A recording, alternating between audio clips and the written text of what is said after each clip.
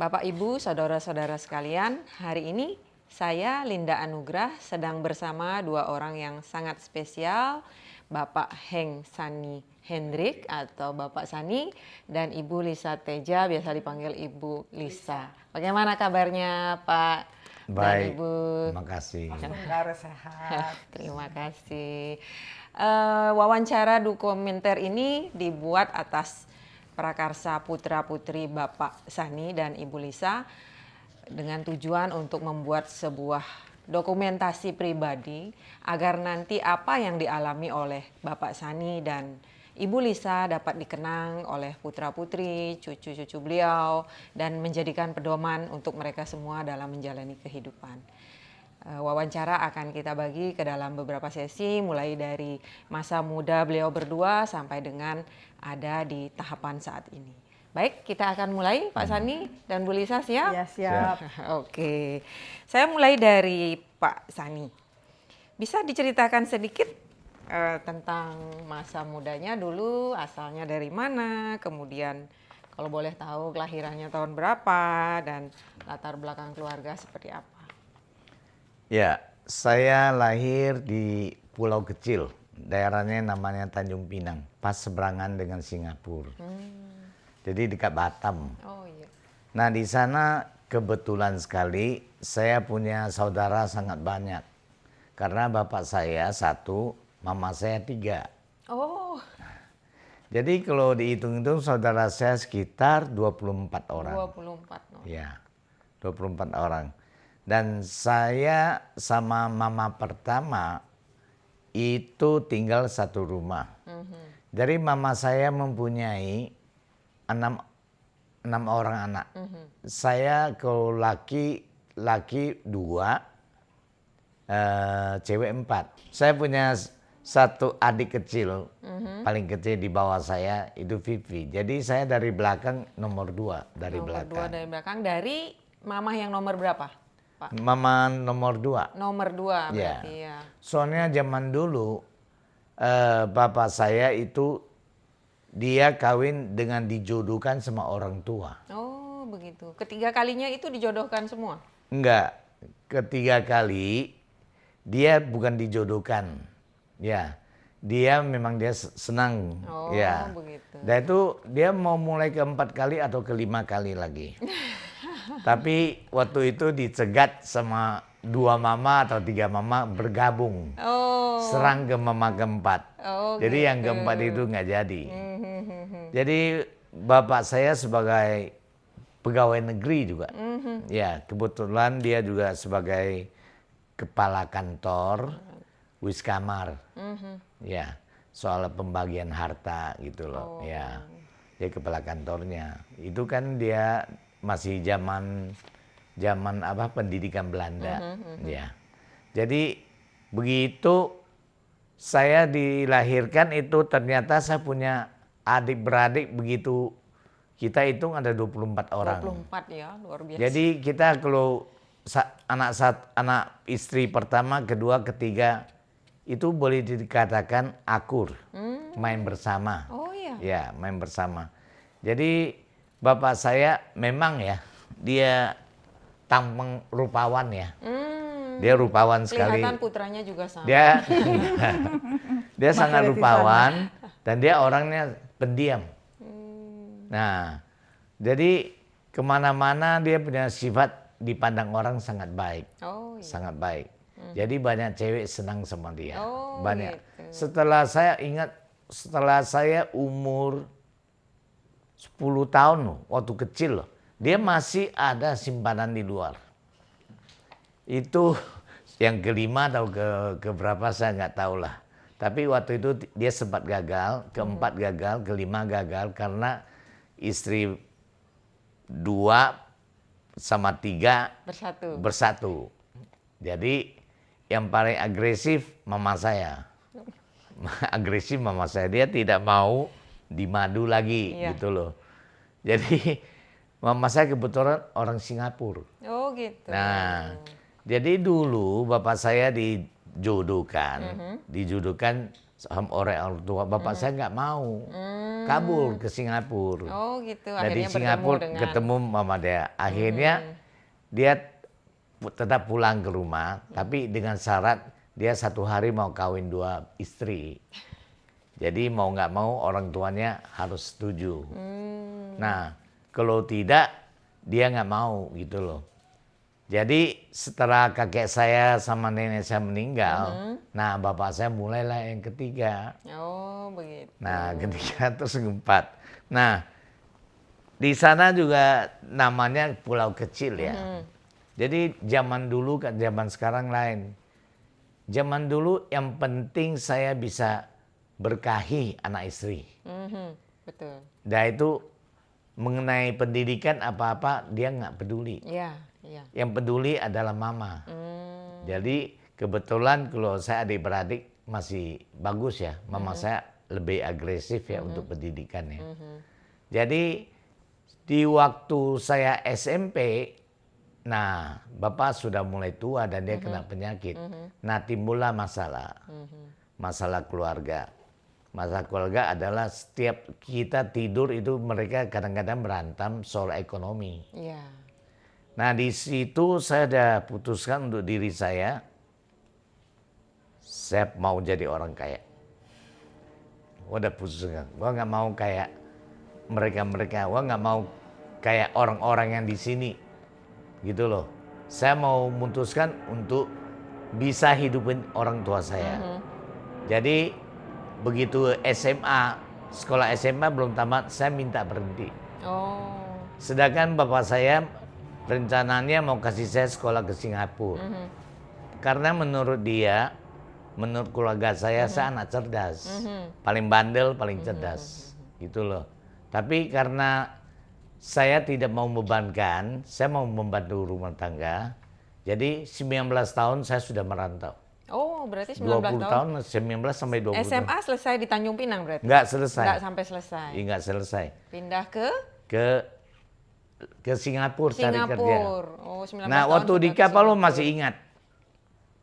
Waktu di kapal saya masih ingat. Kan dia pakai kapal ya. Begitu kapal lewat meninggalkan pulau itu kan. Saya berdiri dengan janji sama diri. Saya akan pulang. Kamu tunggu saya. Saya nekat pergi. Seperti Nah, itu. Usia masih 19 tahun sudah punya tekad seperti Iya. itu ya. Jadi Pusing kan mamanya bapaknya berantem terus. ya pusing. Jadi itu satu pengalaman bahwa kalau kita berantem jangan di depan anak. Anak-anak Ya nggak melihat boleh dan di depan merasakan. anak. Iya, Ya, bener. ini beban bagi anak. Dan itu mama bilang papa sudah sakit ini, sakit jantung. Terus apa tuh penyakit apa? Liver. Sudah gini, sudah gitu. Nah mama mulai bilang ekonomi kita sudah susah. Gitu loh. Nah saya waktu itu sangat sedih. Saya bilang sama bapak saya sangat berat. Nggak mau kasih saya keluar.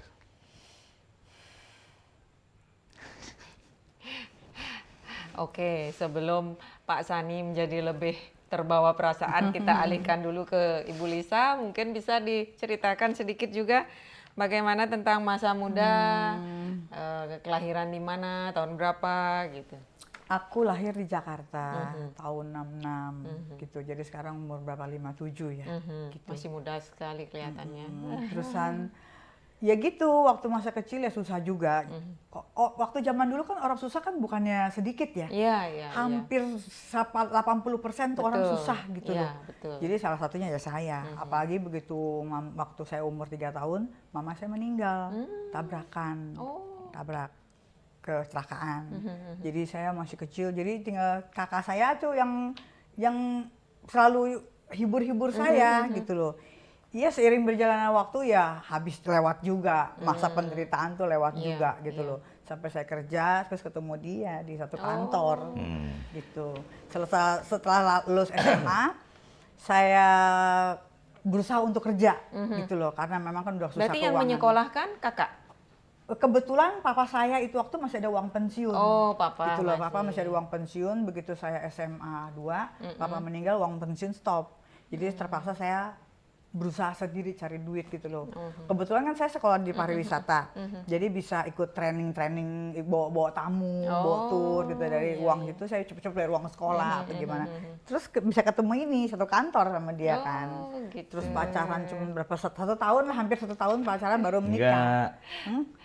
Waktu di satu kantor Iya. juga nggak pacaran, sudah keluar sama Iya. keluar. Oke, Begitu, berarti setelah Mami selesai SMA, kemudian bekerja, Satu di situ kantor, bertemu dengan ketemu, Pak Sani. ya begitu saya keluar dari kantor yang sama-sama satu kantor, dia juga keluar, dia keluar saya keluar, ketemu lagi memang jodoh ya, jodoh, ketemu lagi iya. baru kita nikah. Tadi kan Pak Sani cerita bahwa dari Tanjung Pinang ke Singapura, tapi ketemu maminya di Jakarta. Jakarta. Nah, iya. gimana tuh?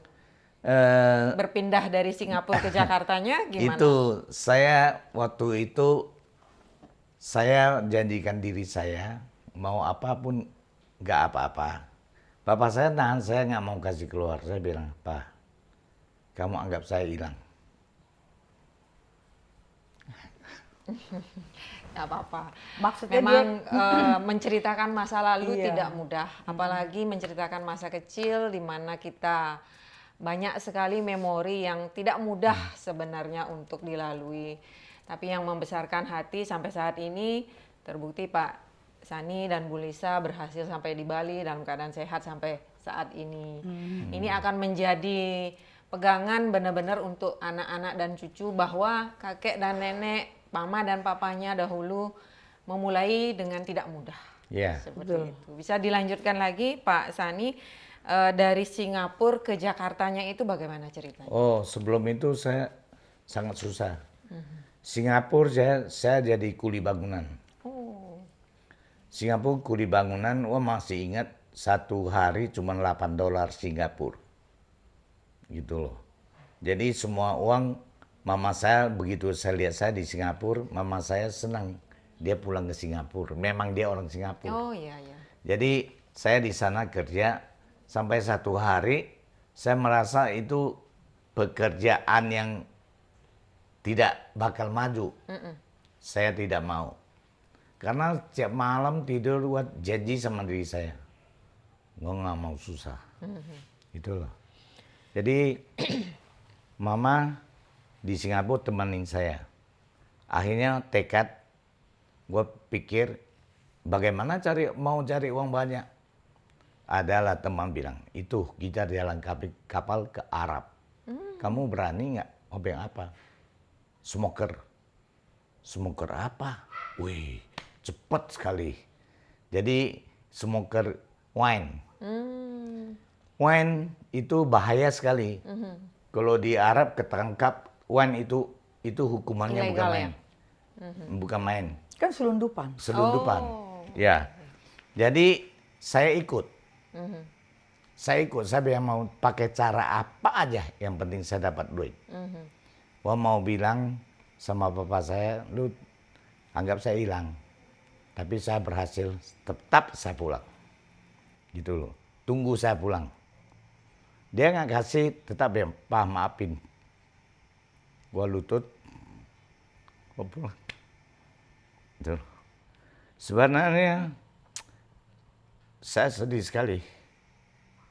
Kenapa? Begitu gua dapat duit, bapak nggak ada. Karena sekali ke Arab itu bukan 1 bulan. Sekali ke Arab itu bisa 6 bulan sampai setahun. Karena pelabuhan sana untuk menurunkan kargo mesti ngantri. Oh gitu. Jadi kapal yang di sana semua ngantri sampai ada yang sampai setahun di pelabuhannya. Di pelabuhan. Jadi bukan di dalam pelabuhan, di anchor di tengah laut. Di tengah laut. Ngantri. Nunggu sandar itu ya. Untuk berarti. sandar. Jadi saya sempat dapat uang banyak. Begitu pulang Singapura, saya telepon cici saya kebetulan di Singapura. Saya sombong karena pertama kali dapat uang segitu banyak. Bilang sama papa, saya 3 hari pulang. Ini papa punya rokok. Logo rokok kan dia paling suka 55. Dia papa suka judi. Saya udah siapin semua.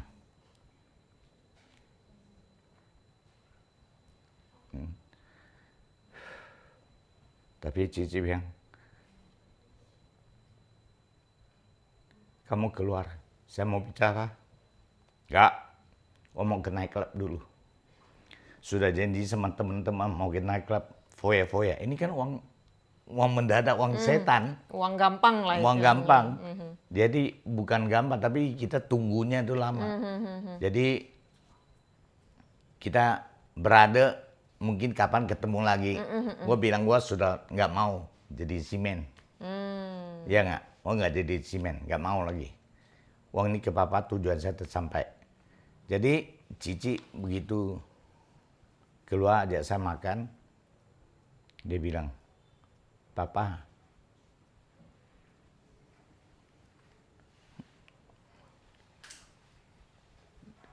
sebulan yang lalu sudah nggak ada.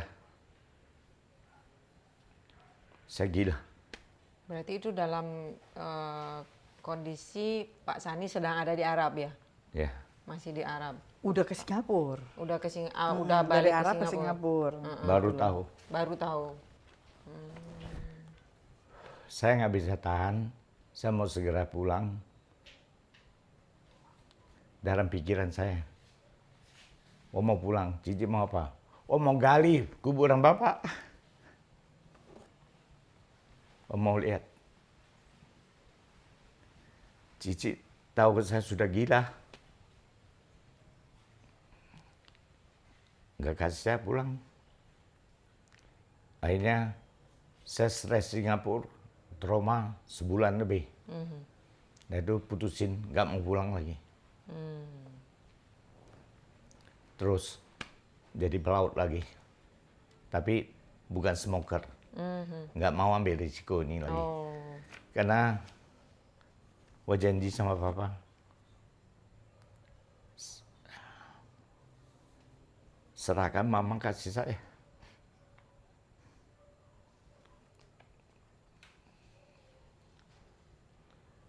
Jadi saya berlayar lagi 5 tahun baru ke Jakarta. Oh gitu. Berlayar dalam kurun waktu 5 tahun itu kemana Pak Sani? Ke Cina, Korea, terusan Swiss, kemana-mana aja. Pakistan, Arab, Afrika. Afrika, Oh, iya. itu semua keliling. Tergantung kapalnya kemana. Kapalnya bawa apa itu kalau boleh tahu? Saya kan pindah-pindah dari kargo ke passenger. Passenger itu ke Cina, ke Cina berapa tempat. Nah di Itu sana, tahun berapa ya Pak? waduh, Tahun 80 Tahun berapa 80 ya? Ke Jakarta tahun Iya, 85. Iya, Tahun tahun 80. 83-an lah kalau nggak salah. Melanglang buana dengan Iya. kapal itu Iya. luar biasa perjuangannya dalam usia Laut. yang masih 20-an ya. berarti Iya. ya? 20-an. Tapi pikiran saya jalan kapal kan dia orang cuma harap gaji. Kalau saya enggak. Saya enggak pernah harap gaji. Saya rutenya. Oh dari rute Cina, saya pilih Cina ke itu. Gua sudah tahu dia orang bawanya apa. Jadi bawa barang-barang. Begitu sampai di kapal, ada orang naik kapal cari barang-barang. Saya bisnis. Oh. Saya bisnis terus. Sambil jadi awak kapal sambil berbisnis Ya, juga. bisnis terus. Saya cari uang cepat sekali. Tapi pakai uang lebih cepat. Karena putus asa. Dan saya ingat, saya harus benar-benar simpan duit. Jaga mama saya. Karena waktu timnya mama papa saya, mama serahkan saya. Oh gitu. Udah. Jadi saya mau bertanggung jawab untuk mama saya. Jadi saya minta maaf sama bapak saya. Jadi saya ke Singapura, ke itu kan begitu itu. Dan saya pertama saya punya bahasa Indonesia Kurang lancar. kurang lancar. Saya bisa Kantonis, bisa Hokkien, bisa Teochew, bisa Ke, bisa macam-macam. Waktu saya kapal sama Kantonis sampai Thailand pun saya belajar. Oh. Saya memang hobi ya, hobi. Tapi bahasa Indonesia saya kurang. Oh gitu. Bahasa Indonesia saya kurang sekali. Jadi karena waktu sekolah itu gaulnya sama orang anak-anak Cina semua, gitu loh. Iya, iya. Jadi kalau di kampung saya itu pribumi di sana suka malak. Suka malak, segi minta. Saya pernah pulang sekolah, ditahan sama 4 orang. Waktu itu saya pakai sepatu bata kan, disuruh telanjang, Oh, diambil. Tas saya diambil, telanjang, pulangnya kaki. Gue bilang, "Pak, diambil orang loh, gue bukan gangguan nih, gue nggak rela." Papa bilang, "Udahlah, kita tinggal di tempat orang, harus menyesuaikan diri." iya. Tapi saya nggak terima, Bu. Saya kenapa dipalangin 1 Iya, kali, iya. 2 kali begitu, 3 kali suka sering lah. Jadi, nah mulailah saya bangkang, kumpulin teman-teman, Mau balas.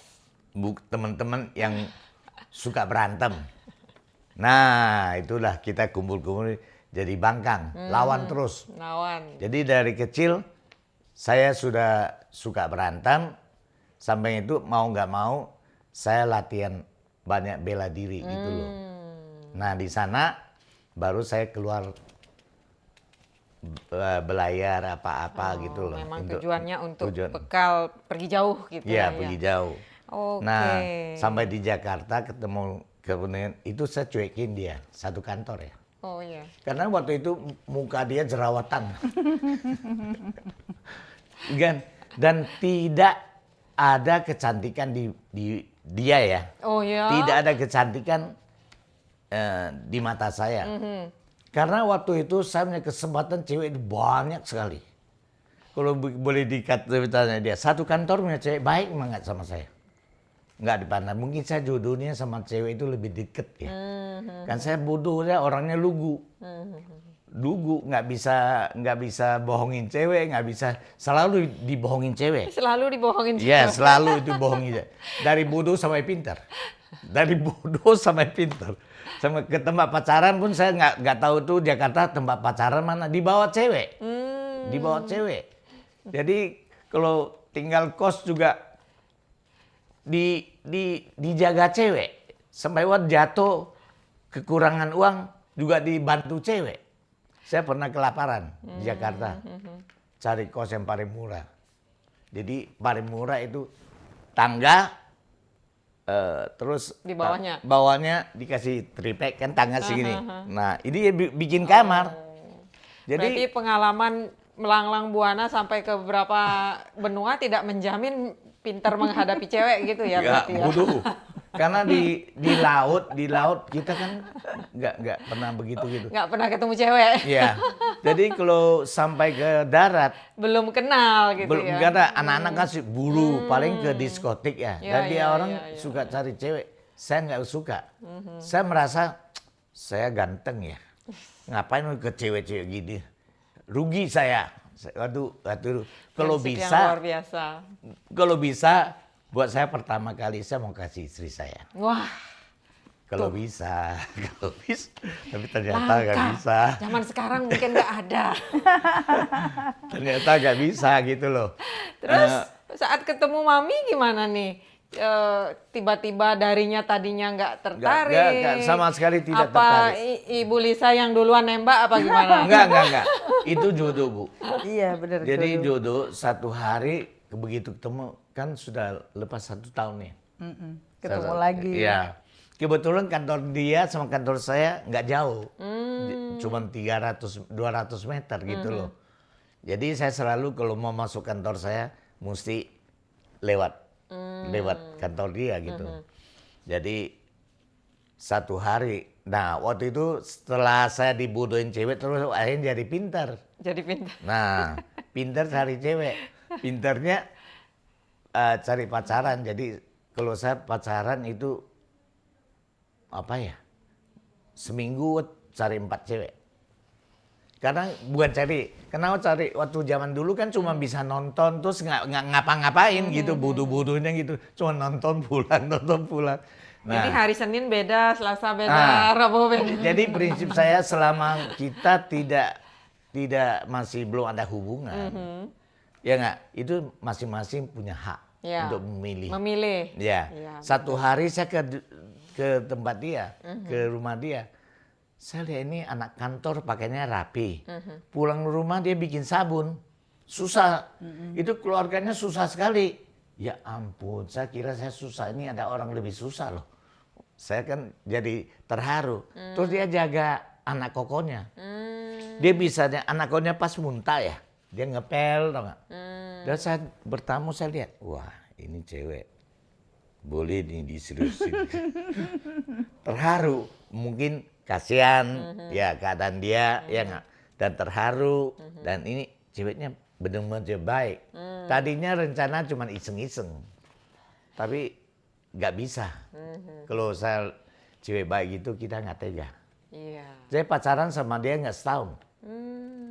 6 bulan lah. 8 bulan. 8 bulan. 8 bulan. Saya ajak nikah. Oh. Lu sudah serius? Tanya dia, lu sudah serius? Saya putusin semua. Gitu loh. Dan mulai hari ini lu kalau sudah serius, semua yang saya dapat, uang lu pegang. Ya. Rencana target berapa lama mau kawin? Gua bilang, ya kalau sudah pasti ngapain lama-lama? 3 bulan kita kawin. Nah, cukup nggak? Cukup. Usia berapa saat itu? Berapa ya? Theo mah 30 ya. Oh, Aku 30, 22. ya. Beda 8 tahun. Dia 8 dapat, tahun. ya. Terus Mami sendiri di usia 22 tahun yang boleh dikatakan masih tergolong cukup muda ya, masih lagi senang-senangnya kerja, BH-nya umur segitu. Gimana kok bisa mantep diajak nikah dalam waktu singkat gitu dan memutuskan bahwa he's the one gitu. Iya, karena waktu dia kan memang pekerja keras ya. Pekerja keras. Pokoknya kayaknya ini cowok bener-bener cowok idaman gitu loh. Yang bisa saya taruh harapan sama dia gitu loh. Terus di zaman dulu itu, di zaman waktu saya itu kan memang anak-anak seumuran saya kan memang udah pada nikah. Oh, 21, iya. 20 tuh udah Iya, pada nikah gitu benar. loh. Jadi tuh teman-teman saya udah pada nikah, waduh cuma saya sendirian belum nikah gitu.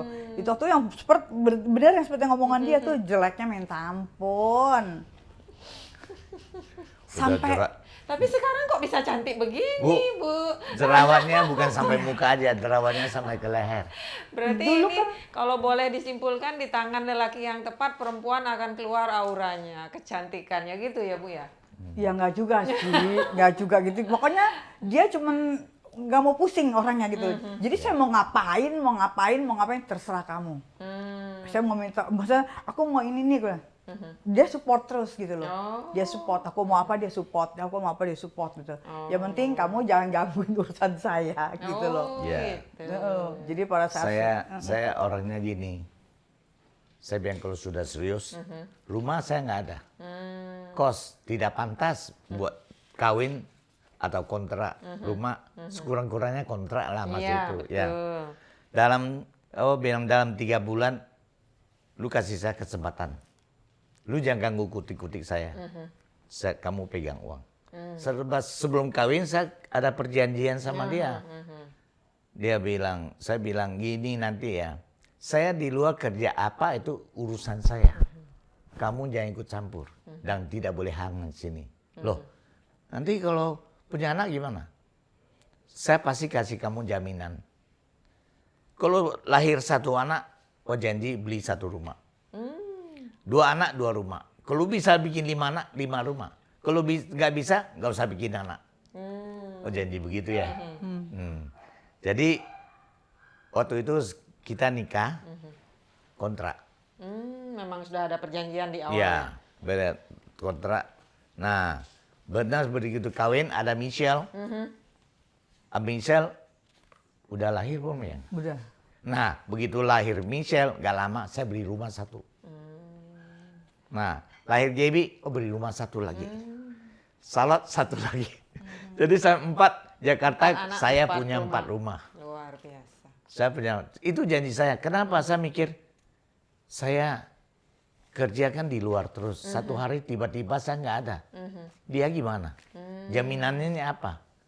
Kalau punya rumah, berarti membiayai anak sekolah itu masih sanggup lah. Rumahnya jual 1 anak, iya nggak?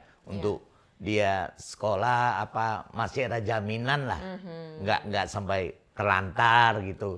Jadi saya ada tanggung jawab terhadap istri sama. Tapi urusan saya di luar, saya pasti sayang anak bini dong, utamakan gitu. Iya, iya. Jadi dia nggak boleh ikut campur. Karena dia kalau dicegat-cegat saya merasa ini nggak boleh itu nggak boleh. Gimana saya mau bergerak?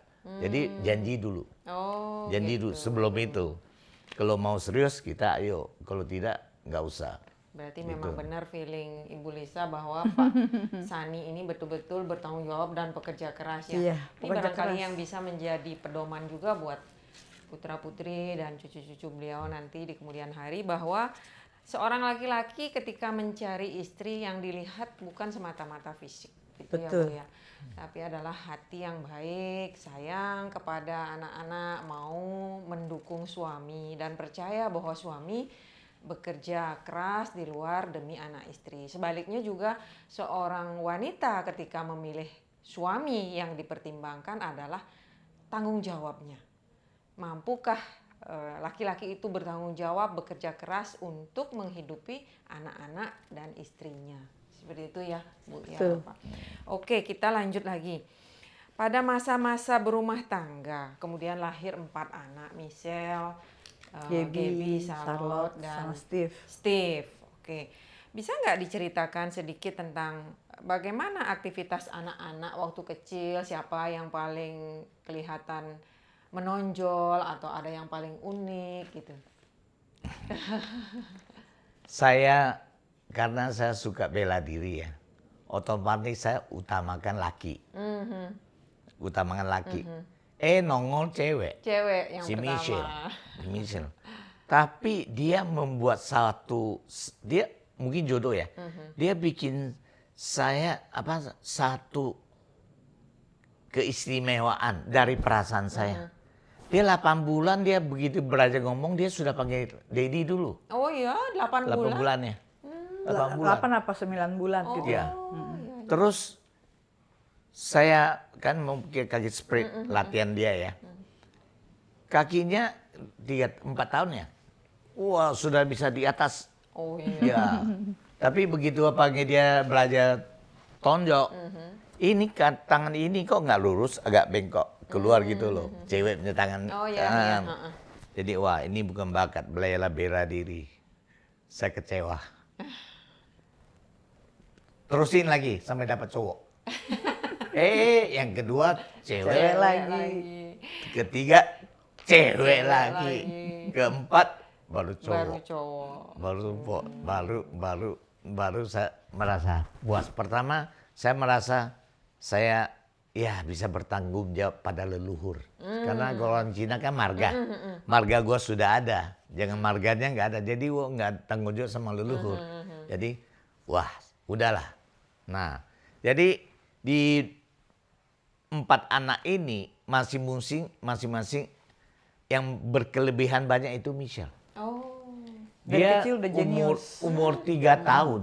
Dia bisa menghafal 27 7 negara presiden, negara presiden terus sama Perdana Menteri. Perdana Menteri. Oh, luar 27. Kamu bagaimana sebut Singapura dia udah tahu. Perdana Menterinya siapa dia tahu. Pakistan, Itu diajarin Inggris. apa? Iya. Diajarin sama diajarin. mamanya. Setiap mau bobo tuh Tapi dia kan Memorinya daya berarti. tangkapnya Iya. ya cepet. ya itulah dari kecil. Maka itu saya tenteng tuh, kemana juga tenteng dia. Tapi nanti memang saya sayang anak ya. Kemana-mana pasti anak 4-4-nya tenteng. Tenteng induk, tenteng anak. Kemana-mana aja. Begitu saya pulang, kalau lihat saya jadi guide ya. Kayak overland. Ke Bali, ke Jawa. Oh. 18 hari baru pulang. Kadang-kadang 9 hari baru pulang. Setiap saya pulang pasti bawa mainan. Pokoknya ada toko mainan pasti saya masuk. Pokoknya ada toko mainan saya masuk. Bawa tamu dari mana aja tuh Pak? Hong Kong. Hong Kong ya? Nah, kan saya bisa bahasa Kantonis. Ya, udah Hong Kong. Ikut travel apa freelance gitu? Enggak, ikut travel. Enggak freelance. Oh iya. Saya karena mungkin ya saya jago bahasa dan saya pintar adaptasi. Oh, iya. Saya kemanapun setiap perusahaan itu saya jadi anak mas. Dan itu memberi saya dukungan, saya cari uang lebih cepat. Betul. Itu dukungannya sangat besar. Misalnya apa? Orang bawa 10 orang, 15. saya punya yang terbanyak 38 orang. Saya bisa dengan bawa. satu guide. Satu guide, gitu loh. Jadi mungkin jodohnya di sana ya. Jadi saya kerja itu, sakit pun saya kerja. Sakit pakai jaket. Luar biasa. Ya. Jaketnya, udahlah papi, enggak, stop. Gua udah bilang, bukan urusan kamu. Badan saya, ya enggak. Yang penting kamu nikmati. Tapi dulu punya uang enak, Ji. Iya, Saya masih gampang. ke Bali 9 hari, pulang 9 hari 8. Saya kasih 2 juta masih sisa. Lu pakai ya, 2 juta masih sisa. Dulu enak sekali. Nggak kayak sekarang uangnya nggak berarti Nggak gitu. ada nilainya. Nah, nggak ada nilainya. Terus selama itu Ibu Lisa ditinggal dalam jangka waktu lumayan lama ya, 2 minggu, 10 hari gitu. Apa yang dikerjakan? Apakah fokus ngurus anak-anak aja? Apa ada kegiatan lain? Berhubung dia orangnya posesif kan, posesif banget. Posesif Iya, jadi saya nggak boleh keluar kan. Oh. Jadi tugas saya cuman dari sekolah, antara anak-anak sekolah pulang. Terus di rumah juga kan bantu dia. Dia karena kan pegang 3 travel kan. Oh. Jadi saya bantu dia untuk arrange ini. Schedule. Ya kebetulan schedule. waktu itu bos-bos travel, yang kita outbound ya, inbound ya. Jadi dari Hong Kong ke travel ini A, B, C. Kebetulan dia orang nggak bisa handle. Jadi saya bentuk satu tim namanya Guide Power. Jadi semua guide harus melalui saya. Jadi powernya semua dari saya. Oh. Jadi perusahaan aja cuma bisa urus hotel, bus, tapi guide itu saya yang atur. Dan saya yang didik mereka cara-caranya gimana. Oh, gitu. Jadi saya di kepala guide gitu loh, di 3 travel. Nah, jadi saya kewalahan, dia bantu saya. Atur, dia bantu. Pokoknya nih, kasih nih, dia bantu. Saya hari ini di sini, besok udah berangkat. Taunya kerja aja, nggak tahu apa-apa, kerja gitu aja. Cari uang, kerja, cari uang. Nah, yang di rumah, andai kata dia mau macam-macam, saya pun buat. Saya jarang ya, jarang di rumah ya, ya. Tapi saya yakin dan percaya nggak mungkin dong, nggak mungkin. Kalau suami kerja keras, masa istri aneh-aneh ya. Ini pelajaran juga nih. Kalau mau posesif, jadi laki-laki posesif sih boleh aja, asal bisa Duitnya kenceng. menjamin istri, asal duitnya kencang. Jangan posesif doang tapi tidak nggak ada diimbangi dengan duitnya. kemampuan. Ya, ogah lah Bu ya. Oke. Nggak, saya prinsipnya itu nggak, anak istri boleh jadi raja, saya jadi pengemis nggak apa-apa. Yang penting mereka bahagia. Luar biasa sekali. Prinsipnya luar biasa. Tidak mudah menemukan seorang laki-laki yang seperti itu jiwanya terhadap anak dan istrinya. Kalau sekarang kan tuntutannya banyak, tapi tanggung jawabnya kurang. Betul. Nah, gitu Bu ya. Oke, kita sampai di tahapan tentang kejadian yang luar biasa sekali yang saya dengar bocorannya dari Michelle. Itu di tahun 98. Ya, kita semua tahu bahwa pada tahun itu terjadi kejadian yang sangat tragis di Indonesia, di mana etnis Tionghoa saat itu banyak sekali yang menjadi korban, bukan hanya korban materi, tapi juga korban kehormatan dan korban nyawa. Beliau ini termasuk salah satu saksi mata yang benar-benar bahkan juga ada di dalamnya. Mari kita dengarkan apa sih yang sebenarnya saat itu terjadi dan dialami dan dilihat langsung. Bagaimana Pak waktu itu? Saya sebagai tour guide dulu kan, dan saya di sampingan juga ada ikut kerja-kerja lain, misalnya pemborong ada apa, sampingan. Saya dapat berita bahwa akan ada kerusuhan. Oh ya. Dari orang atas lah. Jadi saya kasih dia tahu, dia tidak percaya. Dia nggak percaya. Gimana kasih tahu pun dia nggak percaya. Malah berantem. Dia bilang Dia ke Bali dulu. Iya. Dia ke Bali dulu. Udah ke Bali, terusan dia kasih tahu saya, kabarin saya. Cepat kamu ke Bali, ya. Ini udah bakal ada kejadian kerusuhan. Medan, Solo, Surabaya udah kena. Udah duluan, ya. Udah kena. Tinggal Jakarta. Sasaran utama tuh Jakarta gitu loh. Saya masih ngeyel. Nggak mungkin Jakarta bisa kena. Jakarta itu ibu kota. Kalau sampai Jakarta ibu kota itu sampai bisa rusuh, udah habis di Habis negara Indonesia. Indonesia, Gitu kan. ya. udah diperingatin gitu, masih tetap saya bertahan. Benar kejadian. Bukan sebelum kejadian, saya bilang oke, kalau gitu saya persiapan dulu ke Bali. Dia kan nggak bisa masuk otak, nggak percaya. Kebetulan di Bali saya ada beli rumah. Ada rumah memang udah beli lama. Rumah udah beli, terus nggak ditinggalin kosong. Kosong. Saya ke sana perbaiki dulu. Kamu siap-siap. Nih, ini uang berapa ribu US? 7.000. 7.000 US. 7.000 itu waktu masih 2.000 dulu US. Ya, dulu 7.000. Iya. Udah gede 7.000 loh. US itu rate-nya itu waktu Nah, masih 2.000. Iya, Ini. betul. Ini 7.000. Terus, nah ini Sama 20. uang cash. Uang cash. Ingat ya, uang cash jangan dipakai-pakai. Ada apa rumah kunci terbang. Nggak usah pusing. Nggak percaya. Berarti Uangnya Pak Sani benar-benar sudah antisipasi ya waktu itu Iya. ya. Wah, kalau bikin apa-apa pasti antisipasi. Jadi uang ini dimasukin bank lagi. Begitu saya berangkat, uangnya masukin bank lagi.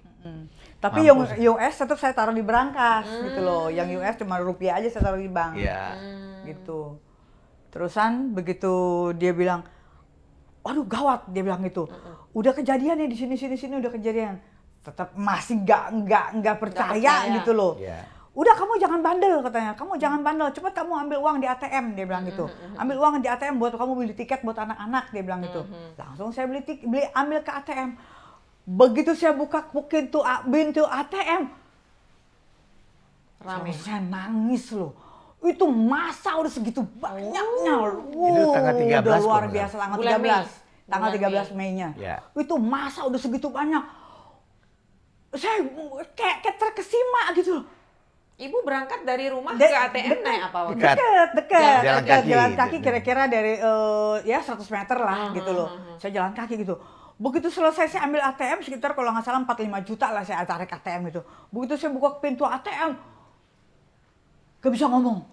Itu masa segitu banyaknya ribuan orang udah di situ. Tadi waktu saya datang saya ambil ATM itu Belum masih sepi. ada. Masih sepi kan maknya. Langsung saya lari nangis. Teriak saya, suster, saya bilang, anak-anak cepet siapin, saya bilang, anak-anak siapin, masa udah segitu banyak, saya bilang itu. Mohon maaf saya potong. Itu masa dalam keadaan mereka membawa senjata kah atau gimana? enggak bawa senjata. Tapi mereka Memang udah siap-siap menjarah gitu. ya. Oh. Karena yang tempat saya ambil ATM itu mall. Hmm. Mall, Untuk bener-bener mall. mall Iya. gitu loh. Jadi mereka udah di depan gitu, saya sampai sempet lari gitu loh. Begitu masa, pokoknya masa udah kira-kira jarak kira-kira 30 meter. Udah mau nyebrang, kan itu ada seberangan gitu kan. Udah mau nyebrang, gitu saya lihat masa gitu banyak. Langsung saya lari pulang gitu. Saya teriak, suster suruh pakein baju anak-anak. Pakein celana panjang sampai 3 lapis, saya kasih tali rafia gitu tau gak. Saya kasih tali rafia, semua anak-anak. Ada apa non, suster saya bilang gitu. Aduh, saya udah panik banget loh. Udah nggak bisa ngomong. Anak-anak siapain susu gini, anak masa udah banyak gitu.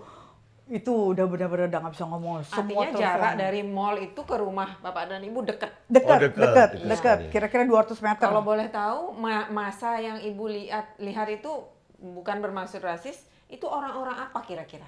Iya, orang Enggak, berburu. kebetulan gini Bu. Orang Indonesia gitu loh. Kebetulan Ada yang Campur. Ibu kenal nggak? Ada Kebetulan Nggak depan ada. mall itu Nggak ada. banyak kampung-kampung. Rumah-rumah kampung, Rumah rumah-rumah kampung kumuh banyak gitu sekali. loh. Jadi rumah-rumah semua dari kanggang itu keluar semua. Keluar semua. Kayak semut gitu loh. Jadi Keluar dalam semua. waktu dekat itu masa sudah terkumpul. Dekat Ada sih. yang menggerakkan? Iya, atau- betul. Ada yang menggerakkan. Kalau nggak mungkin masa bisa segitu langsung cepetnya gitu loh. Dalam hitungan menit, kira-kira 10 menit atau 15 menit langsung bas. Masa langsung ribuan masa datang. Kayak Terus ada waktu yang Ibu berlari itu, ada nggak yang melihat masa itu kemudian bermaksud mereka belum sempat ngejar nyebrang, belum gitu sempat apa nyebrang. gimana? Mereka udah mau nyebrang karena kan ini kan mall. kali. Ini kan mall. Jadi ini kan masih ada jalan raya Oh, lumayan iya, gede iya. kan. Kira-kira jalan rayanya sekitar 4-5 meter gitu jalan rayanya. Jadi mereka tuh dari sana mau nyebrang ke sini. Udah incer mall ini gitu loh. Begitu saya keluar dari mall, udah lihat masa udah segitu banyak, langsung saya pulang lari lewat belakang. Lewat pintu belakang mall gitu loh. Gini, kenapa Ibu tahu bahwa itu masa tujuannya ke mall dan dalam tanda kutip ingin menjarah gitu? Karena udah Dari wajah mereka iya, kelihatan kan karena udah kejadian di Surabaya, di Solo semua dijarah. Oh gitu. Diangke udah mulai, diangke. Di Solo, di Surabaya, Medan itu udah dijarah habis katanya gitu loh. itu etnis Chinese udah habis dijarah barang-barangnya. Jadi kan otomatis saya punya pemikiran kan, waduh ini masa nih mau ngejarah gitu kan. Langsung saya lewat pintu belakang mall, saya lari sekenceng-kencengnya, saya pulang ke rumah selamatin anak-anak. Begitu loh. Langsung tuh telepon nggak berhenti-berhenti dari rumah. Saudara-saudara dia semua pada datang. Saya bilang, kamu kokonya dia kan udah charter pesawat kan mau ke Singapura kan. Mau jemput kita sekeluarga, mau mendarat di mana? Saya bilang, masa udah gitu banyak? Saya bilang gitu kan, nggak bisa. Aduh, kamu nih gimana, mana anak? Udah saya tuh udah terima nasib dah. Terima nasib aja gimana? Nangis, telepon saya nangis. Udah waktu telepon itu dia. Bapak posisi di mana? Bali. Sudah di Bali. Begitu dia telepon saya nangis, saya juga kebingungan ya. Malam ya. 14 malam dia sampai 13 malam apa 14 malam? 13 malam 13 kayaknya. malam sudah 13 kejadian. malam 13 siang kan kejadian. 13 malam langsung dia berangkat dari Bali ke Jakarta. Enggak. Saya langsung ke airport cari pesawat. Iya, cari pesawat. Nggak ketemu sampai pagi besoknya 14 pagi. 14 pagi.